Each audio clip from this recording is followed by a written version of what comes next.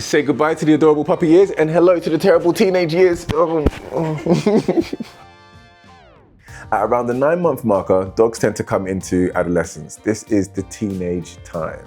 And if anything, it's the most difficult time for pet parents, mainly because the dogs are testing your limits as well as their limits, exploring themselves and the world around them, and trying to figure out boundaries.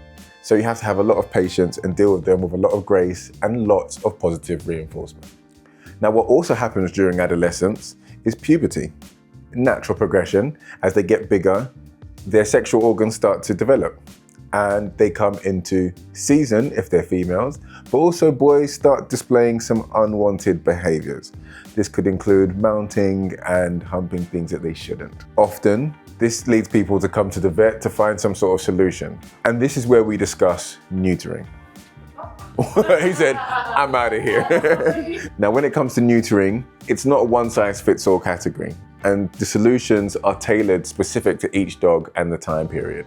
When thinking about castration, it's important not to think of it as a fix for unwanted behaviours. It's more of a preventative health measure. This is to prevent things like cancers and prostatitis later on in life. Castration can also be reversible, so you can talk to your vet about getting chemical castrations just to see if it affects your dog's behaviour in the future, specifically if they are a particularly anxious or timid dog. Another point to take into consideration is with big and large breed dogs, you don't want to castrate them too early, otherwise they won't develop properly, as testosterone is responsible for their growing. And if they're a smaller breed dog, when they reach their full size, around about 8 to 9 months, then they're well suited for castration. Female dogs will often come into heat around 8 to 9 months, and you'll notice that they start to get swollen around their vulva. This can be followed by spotting around the house, so it's often great to keep an eye out for these symptoms. It can be very difficult for owners to figure out which time is best for them to spay their dogs. Some vets may discuss about spaying them before their first season, and some vets may discuss spaying them after their first season. It just depends on the type of breed that you have.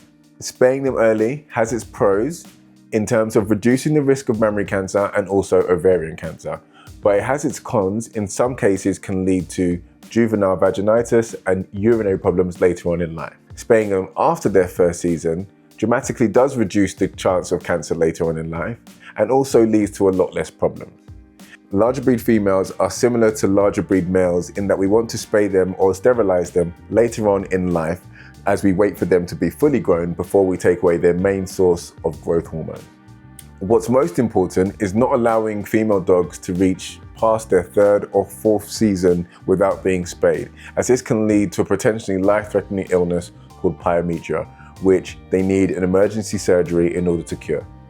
How long will my puppy be in heat for? This can vary on the breed of dog that you have, but majority of the time, the bleeding period only lasts for the first week. If they're bleeding more than that, sometimes it's worth checking with the vet, but don't be worried, it can be absolutely normal. How often will my dog have a season? Now, usually the female season lasts for a total of 6 months. This means in a year, they'll probably have 2 periods at which they're bleeding at any given time. And hopefully, you spayed them after at least